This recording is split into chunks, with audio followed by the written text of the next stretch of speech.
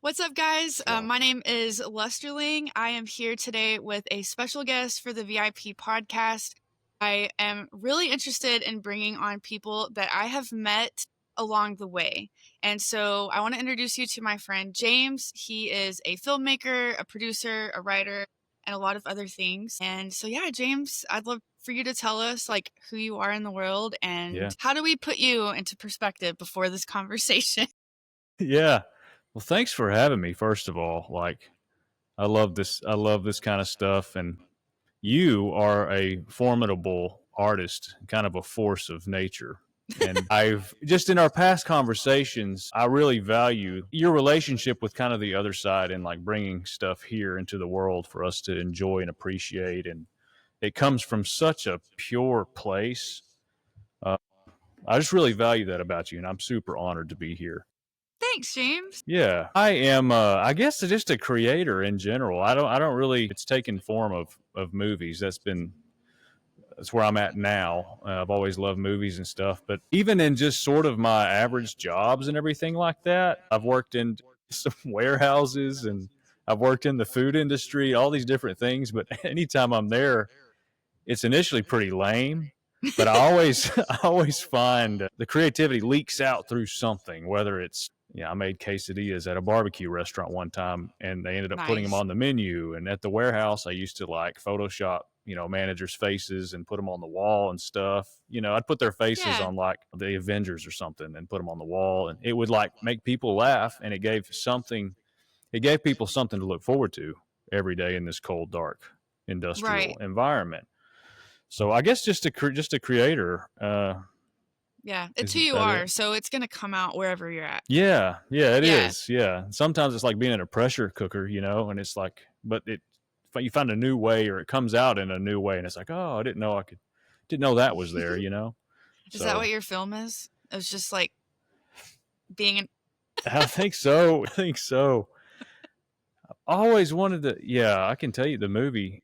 Um, I think the movie is the most purest form of expression of that. Kind of where I've gotten to of my like I'm not a musician. I love music, but I can't really make it. Something about movies and rallying people together. I love the camaraderie that comes with it when we're out there making it. My brother and I, we're wrapping up filming. My brother and I drove to a swamp, like an actual swamp 2 days ago. And I was out there, we were both in our costumes, and I got like a fake prosthetic mustache. It's not even a prosthetic mustache. It's like eyeliner. And because I can't grow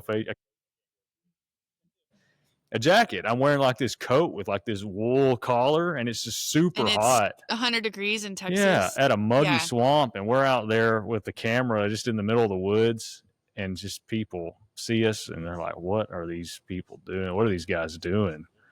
But it's fun. I wouldn't trade it for anything, and I wouldn't really sacrifice it for anything either.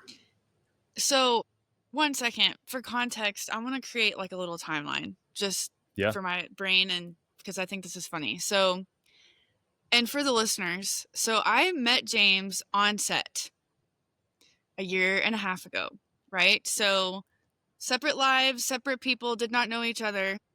And there is an art gallery, or was an art gallery in Tyler, Texas. And James and some of the film crew were there underground, right? Y'all are on the Oh bottom yeah. level. Yeah, down there in the bunker. And we're in the middle of a scene, right? Or we're wrapping up filming or something. Yeah. And I come down the stairs to film a music video down there. And I'm kind of walking around and I could hear people. I'm just thinking, like, what's going on? So that was, let's see, February 2024.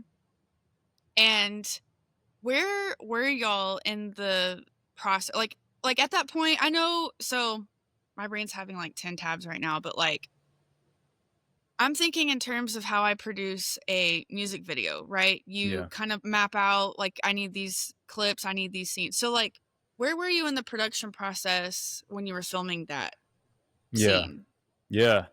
Well, we had it's been probably a 5 year grand total process for this movie. And at that point, we had our bearings. We had like everything written down. I think we had the story in general. And so that, um, yeah, we were just filming a scene that I wrote, and we, we've gotten so used to it. My brother and I, we can go anywhere and turn anything into a set.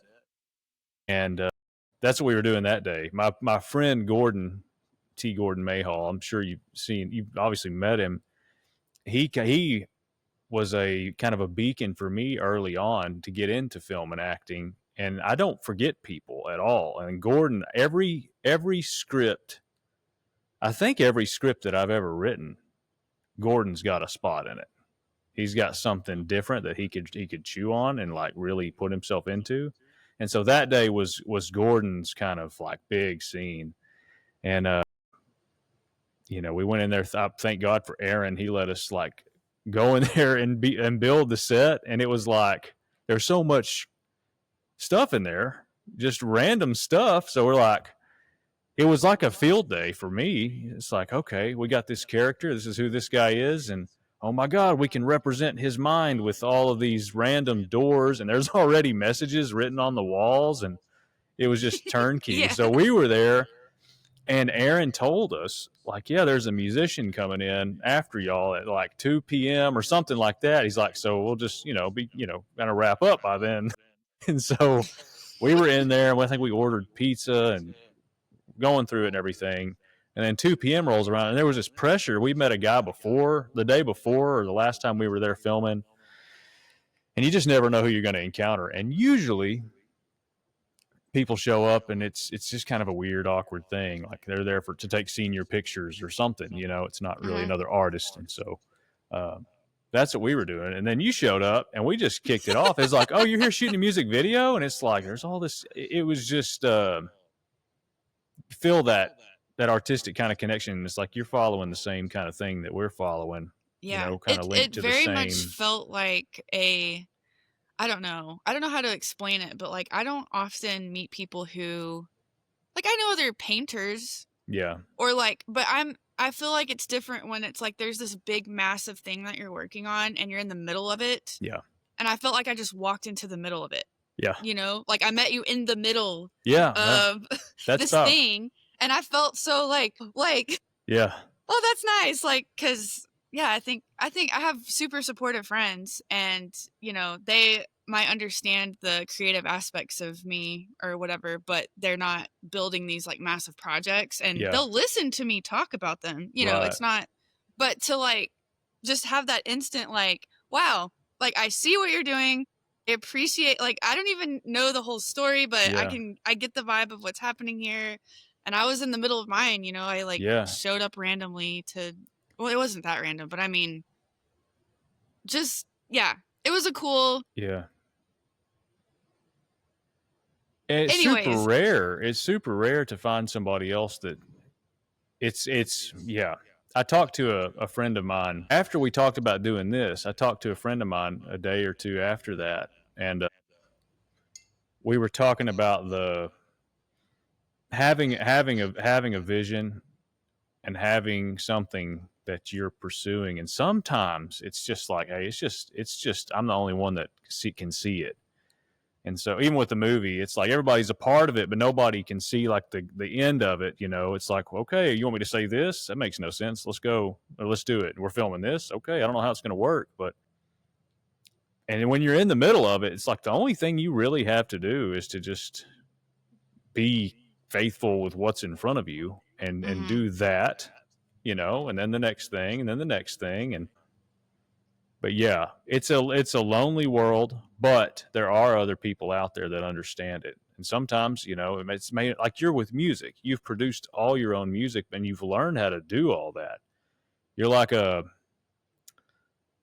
entire team, packed into one, but you've learned how to do this. It's like an army, but it's like a one person army. And there are people out there like that, and that's a relief. And I was feeling, even like last week, I was feeling some of that pressure and just that kind of like, man, this is it's kind of lonely. It's like I'm the only one that sees this, but I can't wait to finish it. So then people will finally see, like, oh, that's what you were doing. Yes. But I had that, and then I was taking my daughter. We were school shopping in the mall, and one of my buddies owns a store in the mall, and I stopped by. I was like, wonder what he's up to, because I know he's kind of got the same. He's in the same kind of boat, with a lot of stuff, and I'll just go by and encourage him with the stuff that I need, that I feel like I could use. And I went. We just talked about it, and when I was like talking to him, like, dude, just keep going at it. Like, it will pay off. And you'll come out of it with this tenacity and like resilience that you'll and this self-respect too. But Yes. as I was telling him that, I'm like eating it myself too, and I'm like, yeah, because you can't tell somebody else that and not accept it for yourself. Like, why not? But it was just people need to hear that. Yeah. I And think that's, well, go ahead. no, You were gonna you're say. good. Go ahead. Yeah, I was gonna say, like, that's the number one reason why I wanted to start a podcast, because I feel like there's conversations like this and things that need to be said for people who are in similar places that need to hear it. Yeah. And I feel like, well, I mean, maybe I just exist in a vacuum, but everything I've seen is like people make it to a certain point where they have a certain type of success, right? Yeah. I'm not going down the success hole today, Yeah. but like what society views as successful, and then they're talking to, here's what I did, here's what worked for me. Yeah. And they're speaking from that space of like, it's already done and you can get here. But I'm like, there are so many people who, one, that's not success to them. Two, Yeah. they're doing something totally different and they're in the middle of their own trajectory of Yeah. what that looks like for them. And it can be very isolating. And then I've noticed myself, like, well, this happens in my work a lot, or things I share, but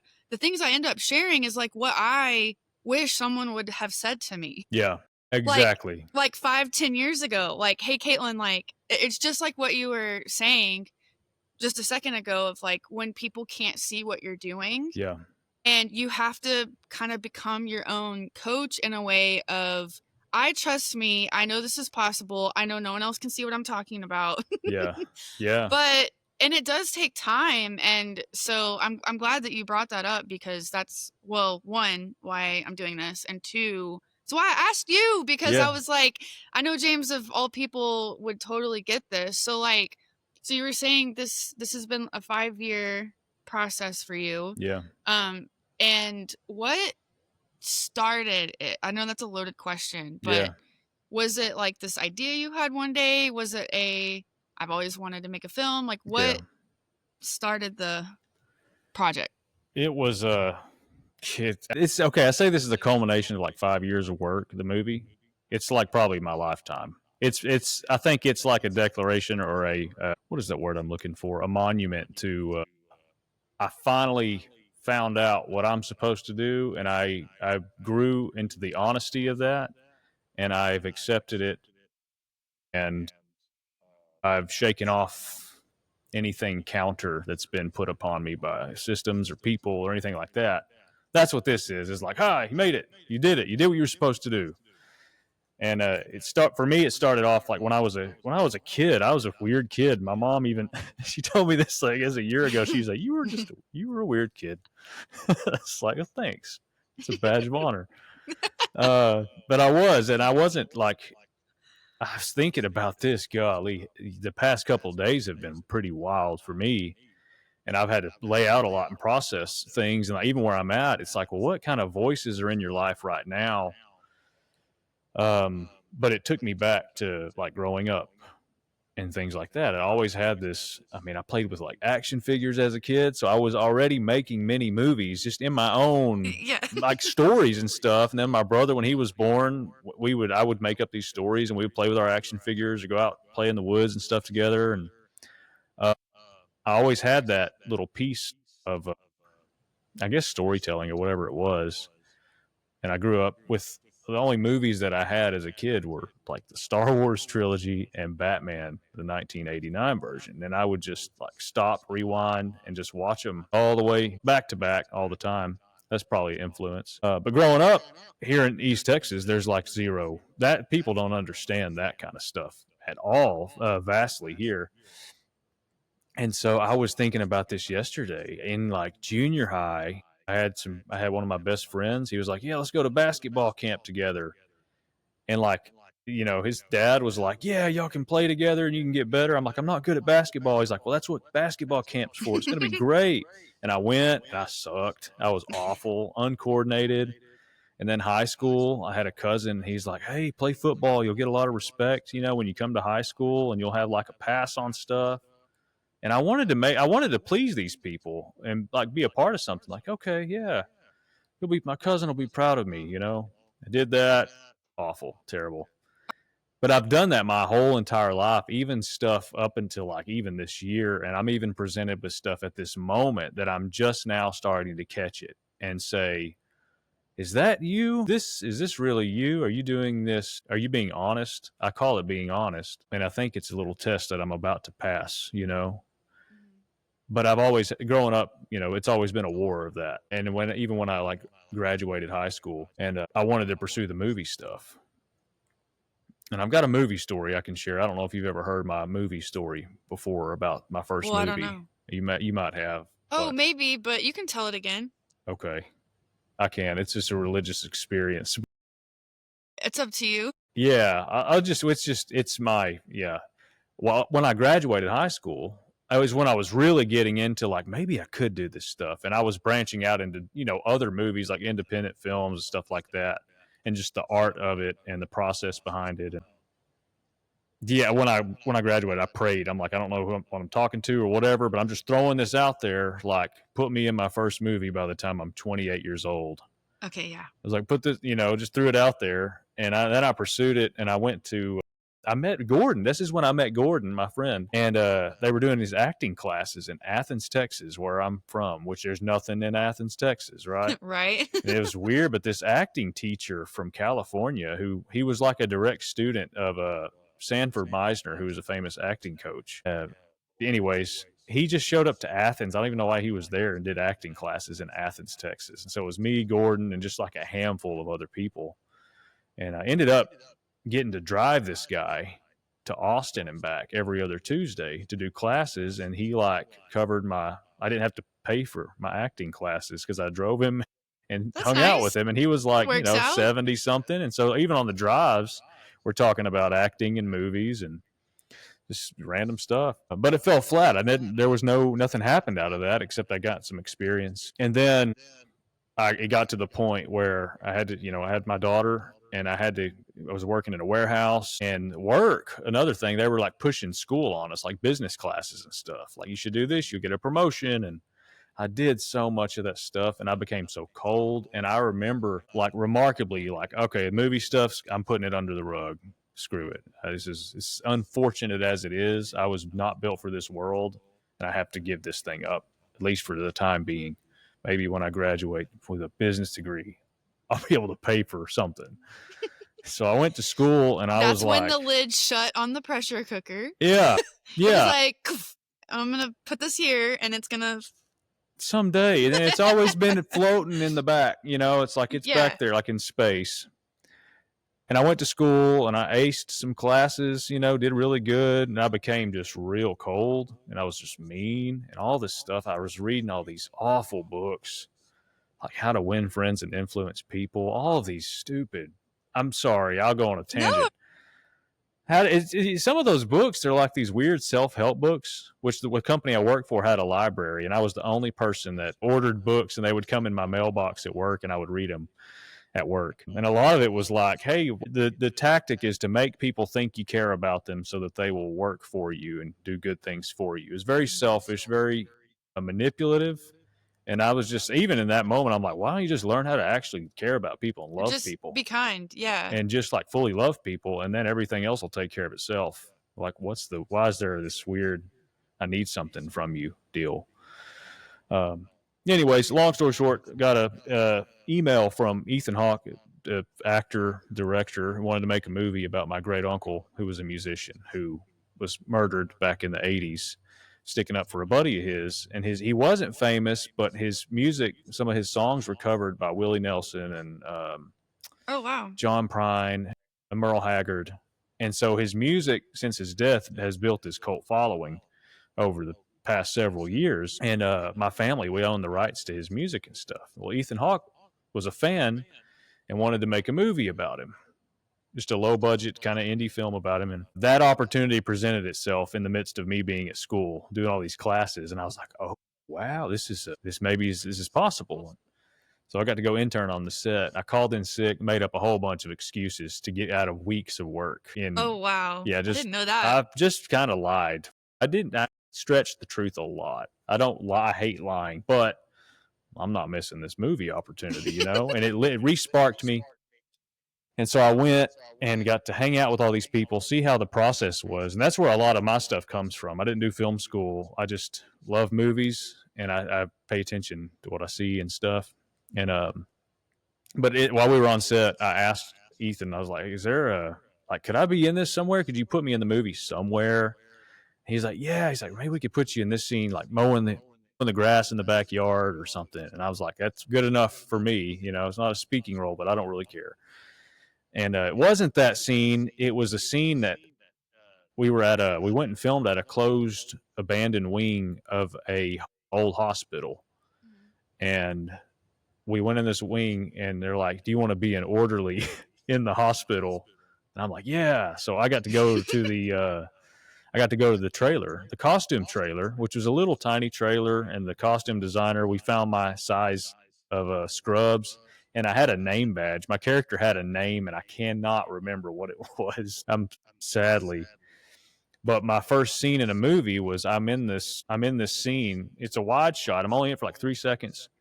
And Chris Christopherson is playing like my great, I guess it's like my great uncle. And the guy playing my uncle who was killed, Blaze Foley, was singing to him. And the lyrics of the song were like, I've given my life to Jesus. And that was my first scene in a movie ever. And I was 26 years old, which answered that prayer that I threw up in before high you're school. 28 or yes. by 28. And so it was like, okay, here's this. It's this beautiful like portrait. The shot in the movie is this wide shot. And I'm just right there in the middle, blurry, can't even see me. But that was it. And so that's something, that's like a love letter that I have. It sparked me back into the movie thing, and I dropped out of college immediately. And I didn't know that detail either. Yeah, oh yeah, I've dropped out of college You're 3 times. That was it. Dropped out 3 times. But you know, whatever. It's just I wasn't being honest. Not that college is a bad thing. Yeah. You know, it's just not me. It's not my thing. Yeah. Well, I think that's something that everyone goes through in different capacities, and it's more of just how much do we embrace that, and how much do we pay attention to those things that we're doing, because it happens on large scale, you know, the big decisions that we make, jobs that we take, all the way down to like small micro choices that we make day to day. Yeah. And I mean, I think that's I think that's personal opinion, but like whenever you're called or it's part of your path to create something like really honest and true, I think you will be faced with a lot of that. And it anchors different parts of you. It does. Yeah. And it anchors the real you.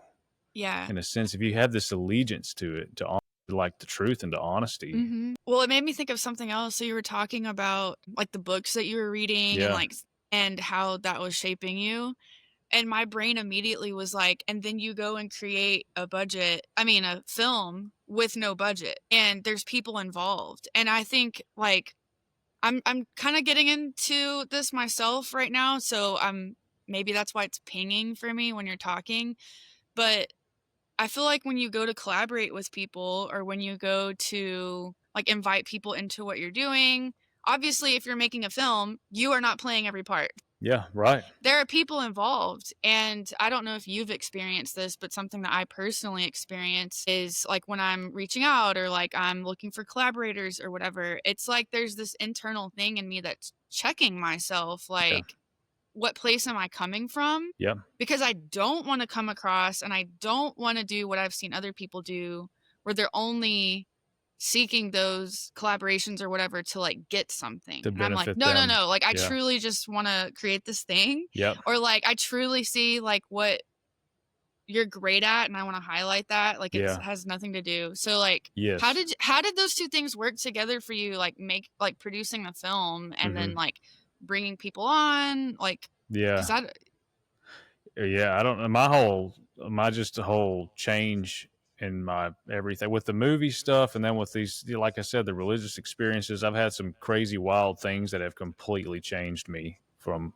who I used to be, and my priority became like love yourself, forgive yourself, and heal from that. Have grace on yourself for everything you've messed up at or missed.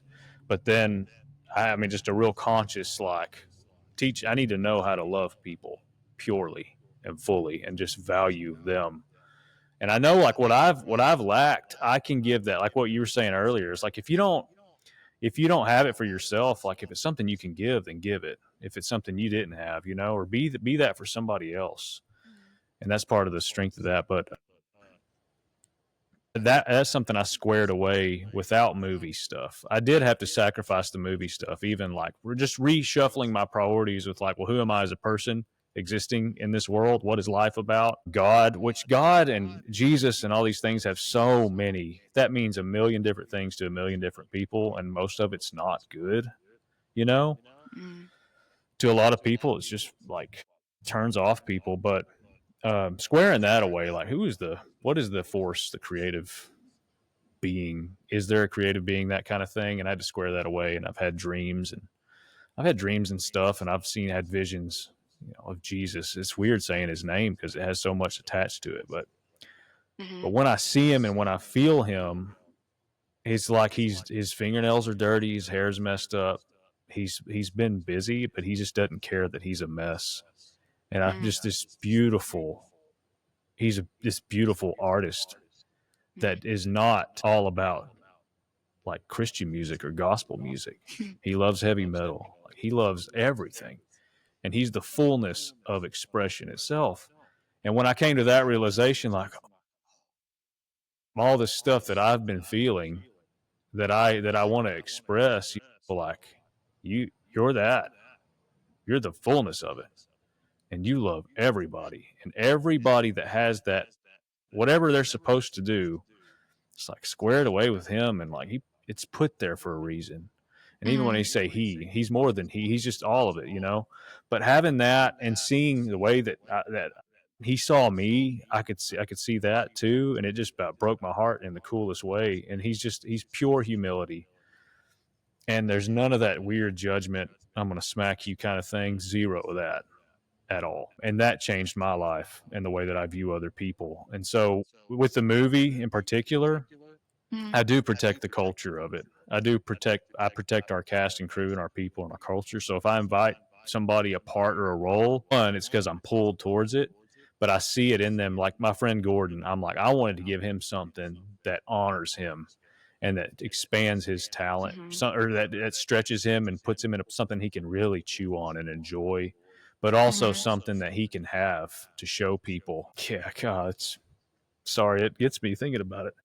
No, I think it's awesome. I'm about to just Well, it's go ahead. no. I'm sorry. It just like I want them to have that, and I don't require anything from them. I like purely want people to step into who they're supposed to be and to have something to show for it. And you can feel it when it's real too. There's so much fake out there, and so many people romanticize like money or whatever it is, and it's just kind of for the wrong reasons. But um,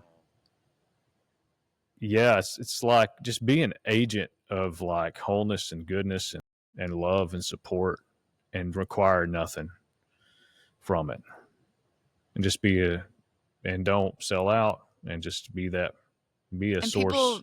people said yes to that. Yeah. Yeah. They're reciprocating the same thing that you're doing with them. Yeah.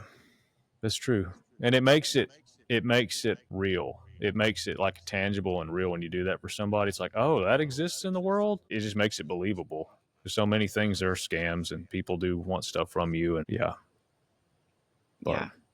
sorry, I get it. Well, no, I just know, like, I can only imagine. I know I've said this in other places and other ways, but like I really feel for what you're doing Yeah. because it's like every piece of the puzzle has its own meaning to you. Yeah. So as the pieces are coming together, it's like compounding that experience. Yeah. It's like, and I don't even know all of the stories, but I've met some of the cast, and I know your Yeah. brother, or like, hearing other people's experience of what you're doing, I Yeah. can only imagine what it would feel like to watch it come to fruition, Yeah. like knowing all those little pieces along the way. So, Yeah. Yeah. of course, you're having that reaction. If you weren't, Yeah. I would, you Yeah. know, Yeah. Maybe you just good? real sneaky. Yeah. Right. Yeah.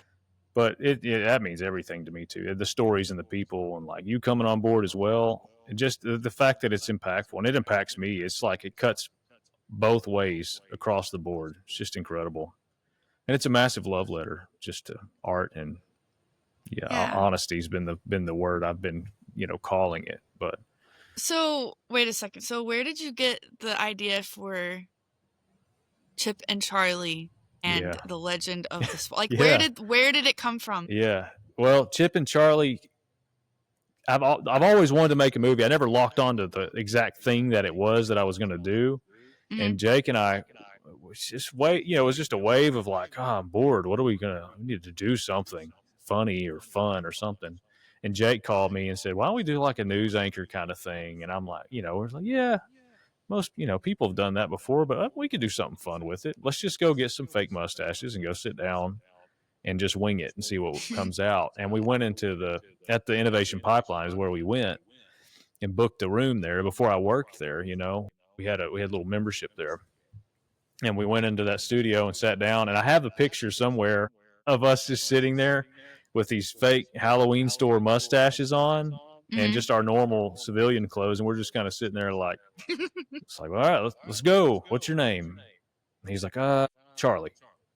He's like, what's yours? I'm like, I feel like Chip right now. Let's do Chip. We came up with these characters in the studio that day and started doing these, just playing off each other's demeanors coming up. And it was originally like a local TV station. And then we Mhm. turned it like, well, it'd be fun it'd be better if it was a talk show and you bring people from all walks of life in. It just expands the creative opportunity rather than being a local news station. Mhm.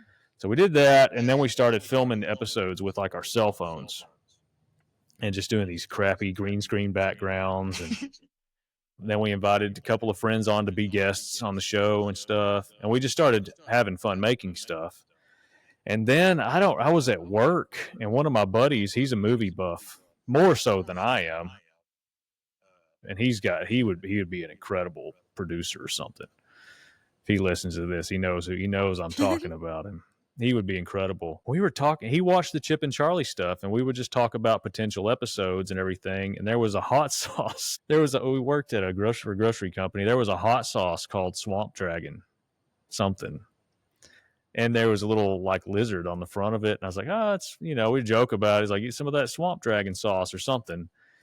And it was also getting towards Halloween. And I always liked, my favorite cartoon growing up was Scooby-Doo, like the original Scooby-Doo. Okay. Not the very first one. The other ones are kind of, it got famous and they kind of corrupted. I love the classic old stuff. And I thought, what if Chip and Charlie had a Halloween episode, 30 minutes long, just like a Scooby-Doo episode, and it's the monster's a swamp dragon. Maybe some other day we'll do like a ghost, or maybe we'll do like we had all these ideas. And it was going to be a bad guy that gets unmasked, like just a straight up Scooby-Doo episode. And we started filming it as an episode. I was back, like I had long hair back then, like down to my Yeah. shoulders. I saw. And we went and filmed it, and we had matching shirts, and it was a mini episode. And then it's more things started to tack onto it. And I'm like, maybe there's like a TV movie. Maybe there's like an hour-long thing. And then it's like, no, this might actually be an actual movie. And so I wrote it. During that time frame, I was writing it thinking, all right, what do we have access to? What, like budget-wise, like what can we do? And I was like, well, we can't do this, can't do that. And then I had this epiphany. Felt like God's like, hey, scrap all that. Write the full story you want to write, and then we'll figure it out. So like, don't hold back. So then it turns into like an army of skeletons and all just crazy wild stuff and just characters. And that lit me up writing it. I didn't know how we were going to do it. Started going. And I've never been good at asking for money, never, none of that stuff. So I was like, we'll just figure it out. And then just along the way, over the past several years, I would encounter people. I was like, Gordon has to have a part in it. I got to find Gordon's place in this. And it had to be good. It had to be for the story, not just to put Gordon in. It had to be something good. And then I met some other people at the pipeline, Mac, Fred, Mm-hmm. and they were like, oh, it's so cool. I want to be like, if there's a part for me in there, you know? And I trust them. I trusted everyone that's in the movie. I trust, and I'm like, they're safe and they're in it for the right reasons. Yeah, they're gonna show up And and they're gonna treat it. And yes, and so I would sit down and incubate on like, who is this person in this world? Who could they be? And I write them. Anyways, over the years, meeting these people, the stories become so seasoned. But when I found out it was a movie initially, it was very bare bones and simple. And then over the course of time, it's like, oh yeah, this person. And even the setbacks I've had, looking back, have been good because we could have finished it like a year ago and it would be lacking so much. Technology's evolved. I've met more people. There's one, we're almost done filming it, and there's one more scene that I wrote for an actor, like an actual actor, and we talked about it if he could be in it, and he wasn't able to get it with his schedule. And I wrote the scene for him, and it's incredible. It adds this tremendous amount of pressure to the whole movie, just some stakes. And he said no, he couldn't do it, unfortunately, because he's so busy doing other stuff. And I was like, well, if you don't do it, that scene's for you. It's not going to be in the movie. And then I was thinking about it. I was like, no, that's a good scene. It belongs here. Oh, I'll just do it. So I'm going to play a role and act with myself, and I'm going to film it by myself as sort of I figured out how to do it. And so I had like a bunch of prosthetic makeup come in the mail yesterday. So it's going to be a whole thing. I can't wait to see this. And I think that's the last one. But even with the skeletons and stuff, I figured out how to do it. And strategically, where I was even at work, we had these 3D printers. So I started designing and 3D printing skeletons. And I thought, well, if you coat these things in latex, it'll look like flesh. You can paint them, just these little things. And it's like, Yeah. And the only thing that really matters, I've heard people say this before, but I've actually experienced it, is like what is on that screen is the only thing that matters. And the audience doesn't have a grid for, oh, you're in your garage, or they don't know that. Or that's a miniature set. Sometimes you can tell, which adds to the novelty of it. But yeah, the skeletons, there's some monsters in it, which we sculpted out of clay and like cast the stuff in rubber and painted it. And the prosthetic makeup and stuff. How did you fund all of this? Is it just like passion project? As I could, but there's so much stuff around, like in my house. There's so much household stuff. You have prosthetic makeup in your house? I have. I'm just kidding. I know you started it. I ordered the prosthetic glue, which was like $10. Some of the makeup and stuff. But literally, like my daughter, I would go into her room. It's like, do you have one of those? You have like one of those squishy like ball things that has the beads in it? And she's like, let me see. She goes in her closet and she's like, this one? And she's like, or you want this one? I like that one. She's like, yeah, all right. I was like, you mind if I destroy it or use it for something? She's like, no, what are you making? Like, a frog? She's like, yeah, you can use it. Just little stuff that's around the house. That's cool. Yeah. And like yarn for hair. Those little squishy ball things are all over my house. Yeah, it's a trend. Yeah, fidgets. My youngest loves those. Like, yeah. I'm sure there's not one right behind you. Yeah, I'm surprised pop there's not. tubes. Yeah. Pop tubes is another one. But there's a lot of stuff around the house. Like I didn't go, and the camera I purchased. I think I had like a what is it called, like a 401k account where I used to work, and I used all that to buy a camera. And then I sold that camera for this camera, and I had the camera before we started this movie. You know, that's how I bought my laptop. Yeah. Well, it wasn't my entire, but I was a teacher briefly. Yeah. And I used that TRS money when I quit. Yeah. I pulled that money out and I bought my laptop. And otherwise, I wouldn't have been able to do any of the things I've done in the past, I understand that. Yeah, I totally understand that. You weaponized yourself and you equipped yourself. Yeah. Yeah. So I get all of those things that you're describing. Yeah, that's cool. Well, it's cool. It's like, I think for so many people, they have that big idea like you're talking about. You know, you're talking about that that point where it changed for you, and it's you first started writing a script based on what you thought you had access to Yeah. or what was possible with this kind of view, which we all do that at some point, Yeah. right?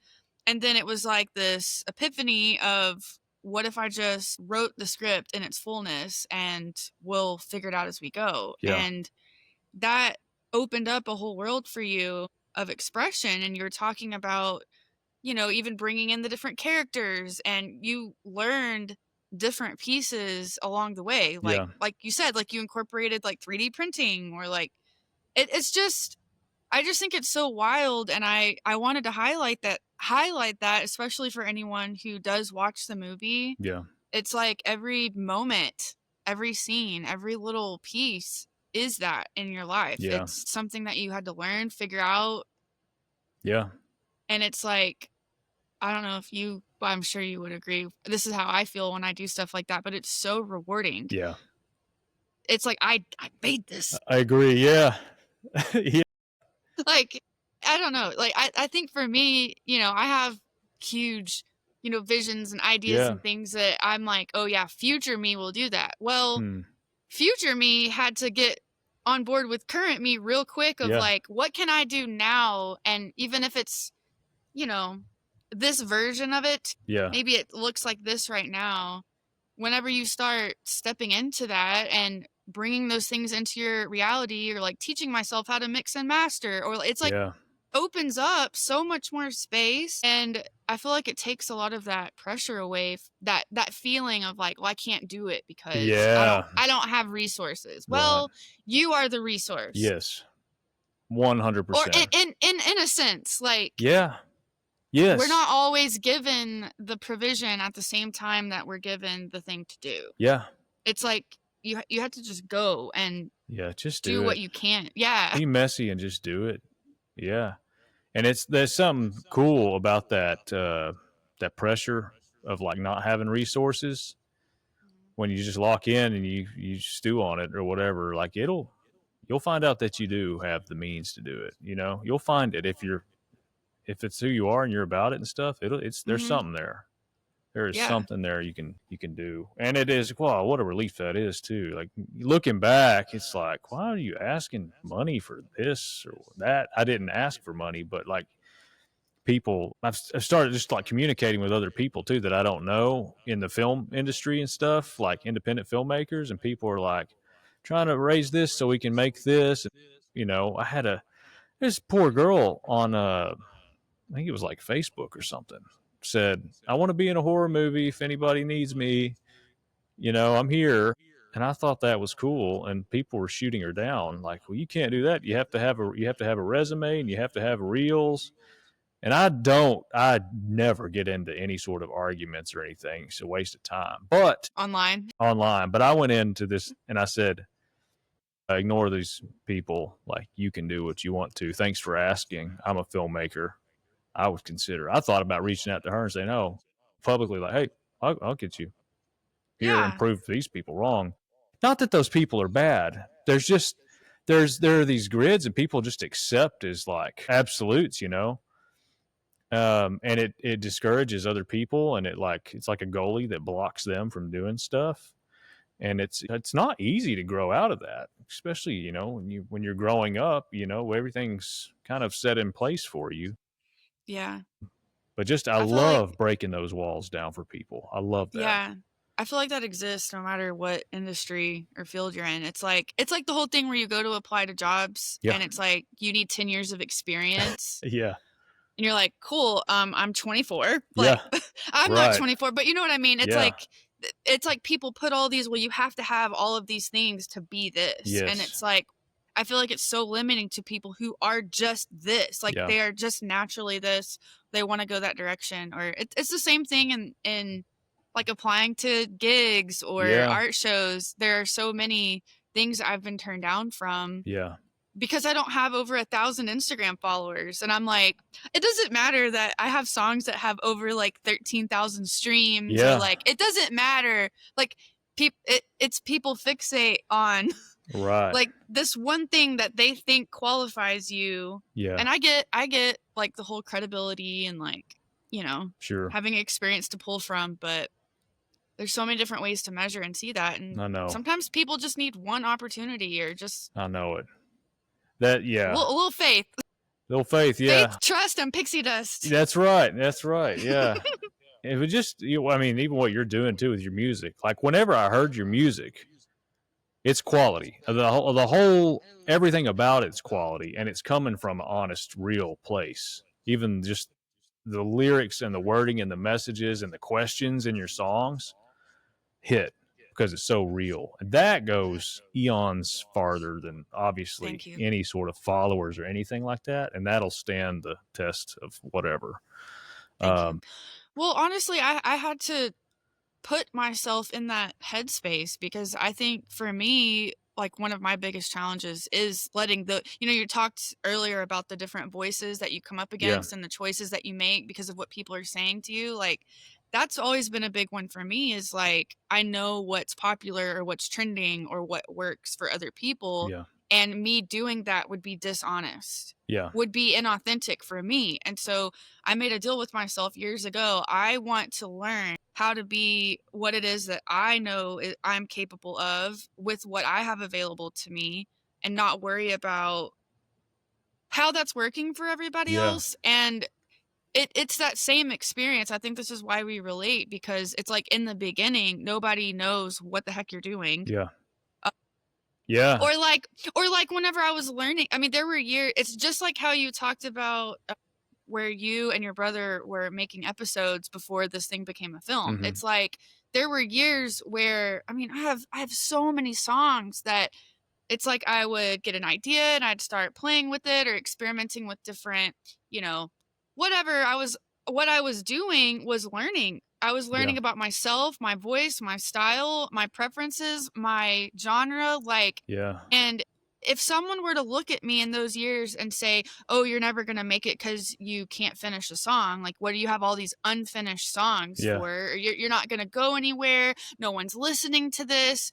Like that time was crucial for me. It's like I had to do that so that now whenever I get an idea for a song, it takes me about I can go in there, get it rolled, like turn on. And also I feel like there's so many people, blogs, whatever, which, I mean, this may not be as big of a deal in 2025 as it was in 2013, but it's like, oh, you have to have this equipment and you need a studio and so it's like there were so many things that my brain saw people saying, like, you have to have all of these things for it to work. And I'm like, I don't have a studio. I don't have a soundboard. I literally have a laptop, a keyboard. I saved up money and bought Ableton one year. I used like Christmas money. Like, and then I have a mic. Like that's it. You just keep going. You keep learning. And so it's, and then I remember like, this is another one of those things, but whenever you're releasing your work, there are industry standards, right? And there are producers who know what the industry wants and they are pushing for that. And so they will take the song that you created and they will put their spin on it or bring it up to what's popular, what's trending right now. And so something I went through in the past was like, I was working on a song and I was trying to get it to sound the way I hear it in my head. Because when I hear a song, it's like, it's already in my head. I'm just trying to like, express pull it out of me. But it's like I couldn't get it just right, and someone took some of my music and they changed it. And at that time, because of what they thought, if it had this beat or some so okay, I want to kind of like a audio person that I experienced working with, but it's like, if it had this beat or it would fit this genre, if it had this, or if it did that, or it's missing this, but like, I loved it the way it was. I listened to it that way. Like I appreciated it. And I was so young and not used to standing up for myself or saying like, actually, no, that's not what I want. I don't care what is the popular trending song right now. Like that's not what I'm writing. And so I went with it anyways. And what that did, like, just, I know it's small, But for me, it was huge Yeah. because it's like I ended up putting something out into the world that's like not who I am and not Yeah. what I'm trying to write. And that just that feeling and knowing like this is not it. Yeah. I took them down. I unreleased them Yeah. because it's like this isn't true. And so I made a deal with myself that Hmm. I would not release anything again unless I knew like this is 100%, this is me. And Yeah. so I don't think that it's a coincidence that in that process I've learned every part of what it takes to do that. Yeah. And now I am the team, Yep. right? It's like I'm the audio, I am the producer, I am the vocal recording artist. Like Yeah. I'm mixing it, mastering it. There's no other person. Yeah. And it's funny because, 10 years ago, me would have been like, you're going to produce an album for free? I thought you had to have like $10,000 and do a Yeah. GoFundMe. And I'm like, no, actually, you just had an epiphany one day that like, wait, I Yeah. can do this Yes. myself Yeah. and I'm going to. And then it's like that lit something. And does it take a while? Yes. Yeah. Yeah. Yeah. Well, there's like so many other things, and it's like I can't be only in here all day every Yeah. day. Like, but anyway, sorry to like go on a whole No, that's tangent, but good. I hear like when you're talking about these things, it's like that's what I know for me as someone who's felt very like isolated or lonely on the path. Yeah. It's so awesome to like hear your story of like how you created what you did, how the idea evolved, how it started like this, and that was Yeah. very formative to where you are now. And Yeah. it's like that is it. Yeah. Yeah. And it's a big tapestry of like, oh, that was purposeful. There was so much meaning in that. But even like you with your music and stuff too, look at what you've gained from it. I don't know. Like you, even like in the future, moving forward, if you end up having somebody that you trust mixing it or Yeah, getting to a point, it's like you understand that process so deeply right. that, That's the conversation I have with myself is like now I'm at the point where I know so clearly like what it is that yeah, I'm working on and doing that if I do give it to someone, I'll be able to say like, okay, here's the vision, like yeah, this is the direction, like or if someone that I feel already aligns with that and I can be like, okay, yeah, like have some fun. I want to right. hear what you got because it's already what I don't know. Yeah, Yeah, it's been a evolution for sure. yeah. It's cool. I guess it's an exchange of time and pressure and stuff. Even learning Yeah. how to do that and get to super thankful for it though, for sure. Yes. Like the music and stuff. And now you're like you said, a formidable is the word I would use, not in a bad confrontational way, but just like a force. You know, Thank you. it's cool. Thanks. It's cool to hear that because that's how it feels. It's it. Like when I'm It's what it doing it. is. Yeah, that's what it is. And the song that you made for the movie too, it's incredible. I listened to it. I don't like on repeat. Really? Yeah, I I like did it a when lot. you I was sent it surprised over. by it. I sit and I just listen to it over and over again. And I'm listening. And I'm thinking. When I think about that stuff, like in the song too. I was just like imagine like the feeling as if I'm in the audience watching it and just hearing it on the speakers and all that stuff. I just kind of dream about that stuff and what people are going to experience a lot. I dream from their perspective, you That know? is so interesting because whenever I don't ever talk about this, but I'll tell you. Whenever I work on music, I, I I try to position myself in my head of what an audience would hear, Hmm. and like I want it to feel not live because there's a difference in like a live recording Yeah. and a studio recording, but I don't know why, but there's something in my brain of like if it doesn't sound like a concert to me, Yeah. it's not there yet. And Hmm. I like put myself in the headspace of like where's the audience? What's this Yeah. going to sound like? So, I don't know, it's That's interesting to hear cool. you say Yeah. that. Yeah. Yeah, Yeah. It's where but that song was a total surprise to me. it was great and it fits and everything. Yeah. Thank you for doing that too. I don't, Yeah, of it's course. just a cool collaboration thing, Yeah. and it coming from you having that, yeah, I don't know. It's like over the decades, there are artists and there are things, there are new genres of music and of movies and stuff that kind of break through, and people catch stuff that I think is super timely. And if they're Mhm. faithful with it and consistent with it, I think it ushers in a new level of like freedom for the world. And I think that's kind of what this whole doing the whole thing yourself deal and demystifying the rules. I think it's breaking new ground for freedom for like other people, which is all for that. That's It's cool. exciting. I'm glad. That's what I mean, again, it goes back to that same thing. It's like being what you needed, Yeah, that's you know? true. And you're Yeah. doing the same thing. That's how I see what you're doing. That's why I'm so excited about it. Like, Yeah. sorry if I just became your like biggest like cheerleader because well, again, it's like I understand. Yeah. And so I think it's a huge deal. Yeah. It's a huge deal. It's like I can't imagine everything that has gone into what you're doing. Well, I can imagine it, but that's it. It's Yeah. imagination. I'm not living it. Yeah. So I appreciate it. And I think other people Cool. should too. Cool. Well, I And they appreciate need to that. know. Yeah, appreciate that. Yeah. So tell me what's left. So you have your scene where you're learning how to record with yourself Yeah. or shoot it with Uh yourself, huh. which I'll be in the that's same frame and everything. It'll be fun, but this is artistry in motion. You're yeah, learning as you go. I love yeah, it. it's a stretch too because I'm playing a character that's just outlandish. I don't know what it's going to be, but I know I'm probably going to do it here and Like where you're currently where I'm at. currently at. I was sitting in here the other day and I thought this could be a fried chicken restaurant in my Okay. mind. Like I can to think about it. If you behind me over here, there's a window. Mhm. The lighting is already kind of what it should be, and there's also these fluorescent white lights. Anyways, I'm thinking about it, and I'm like, what's in the frame?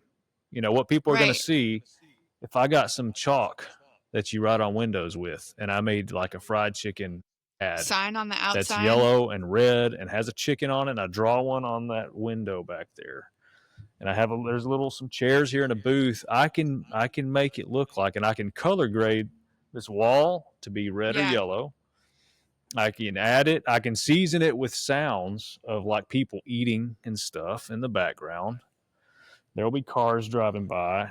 I had this idea, and then the character in that movie, he's been talked about ever since my brother and Okay. I made our characters. This guy has been talked about. Um, the whole just in the background, we just name drop him all the time, and we've always talked about, are we ever going to cast that? Is that ever going to be anybody? He's like, no, he's never going to show up. He's an entity. He's just like, he'll just never show up. And then this actor I had in mind, I thought, yeah, he'd be good. And I drew some concept art and sent it to him. I draw all the characters too, and I send him and come up with color schemes for him too. That's an interesting one. But yeah, so I'm just gonna do that here, basically. Cool. And anyways, I don't And want to then give too much are of it. you yeah, I go. Are you so will this be visible? Like are you planning on releasing the film so people can Yeah, see it? I think I've been just kind of go with where I'm led by inspiration. And if something hits me, I'll check it. Like, is this just like a wave of like I'm excited, or is this like a directional like, hey, it's time to do this? And I guess it was Relate. a week or two ago. Yeah, a week or two ago, I just popped in like a download. Like, all right, time to start stirring it up, building the stuff, releasing content, start marketing it, or whatever that is. I don't even understand marketing, but it's like time to start sharing things and getting people involved and seeing it.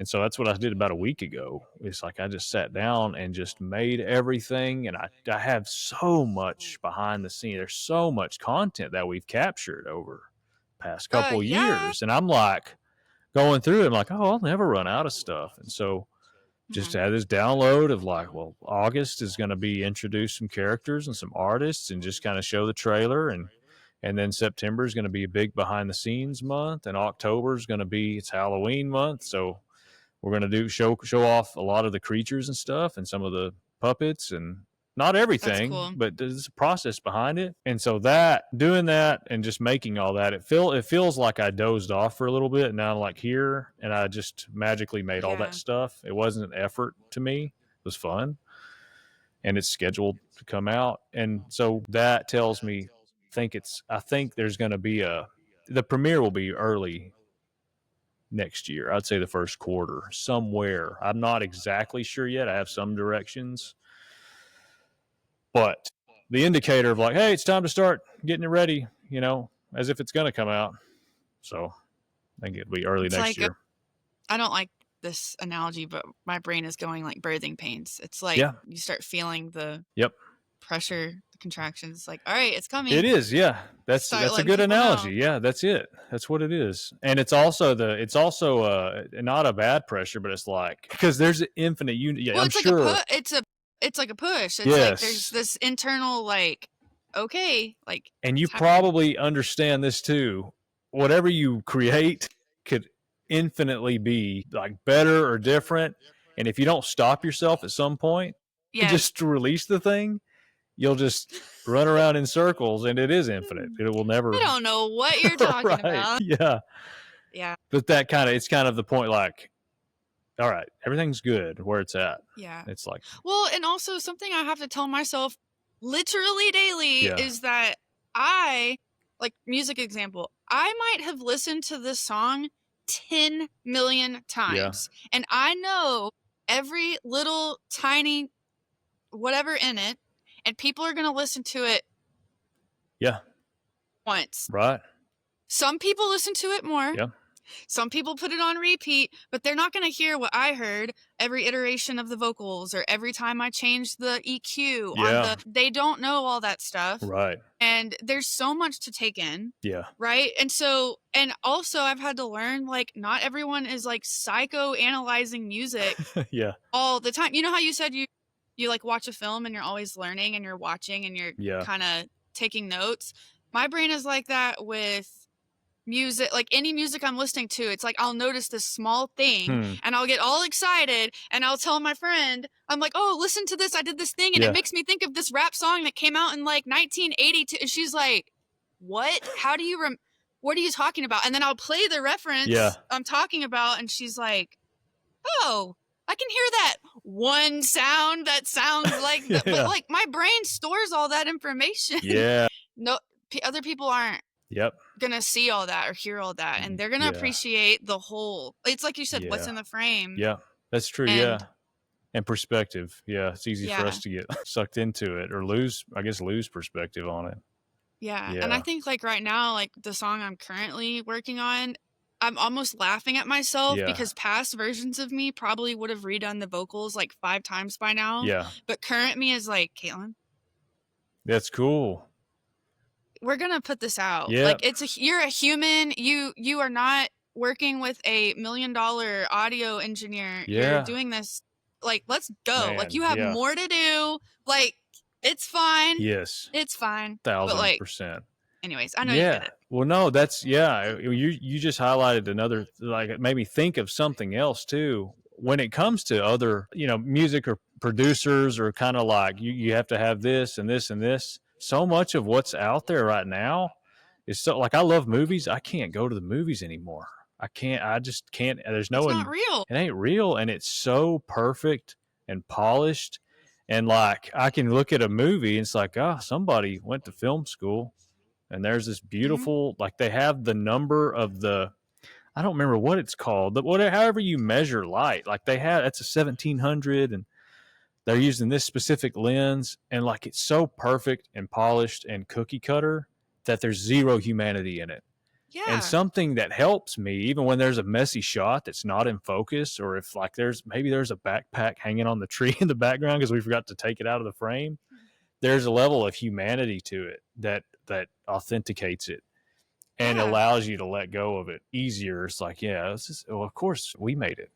People made this, and the dirt in it, and if you can see like a seam in the outfit or whatever, it's just like, of course, there's humanity there. Yeah, and it's almost. I remember better. Like years ago when I started selling paintings and stuff, this was a long time ago, but I would paint chairs. Like I would get antique chairs and paint them.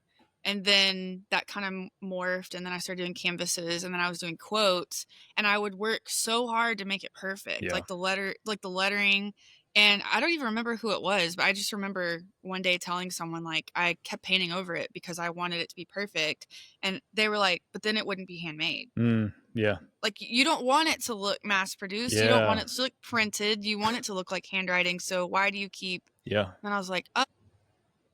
And that was Yeah. before, well, we talked about this, but that was before I went through that whole, like, what is me? What is honest? What is Yeah. authentic? Like, of course, now I don't even do the handwriting stuff. It's like, Yeah. Yeah. Right. but still, it was like part of that unraveling. And Huh.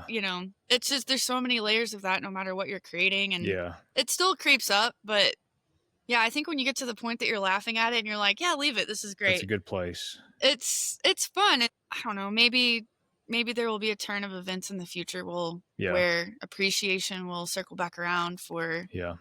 humanity. I know technology is cool and what we can do with it. It's a tool. Sure. And sure, it can make polished stuff, but Yeah. I'm more interested in being real. And I think so. I think everybody's kind of hungry for that. I think that's where it's going. I don't like follow trends or anything, but I think there will be a kind of a callback to authenticity.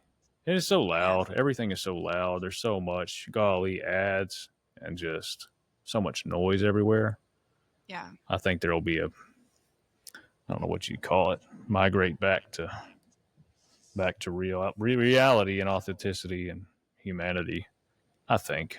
If not, whatever. Yeah. You'd be okay. I hope so. I do too. Well, I have one further question for you. It's loaded. Yeah, hit me. So let's say there's someone listening to this. They're in the middle. They've started something. Nobody can see it yet. Yeah. They're working on it and it's going to take time. What do you think they need to hear? Yeah. Sweet. Well, one thing I would tell you is if you're not hearing it, one thing is check the honesty, like prioritize, like, who are you? Like, get that squared away fully. And then once you figure that out and you have that compass and you just lock into that, and you'll know, because one thing, it just lights you up. It brings you joy and inspiration.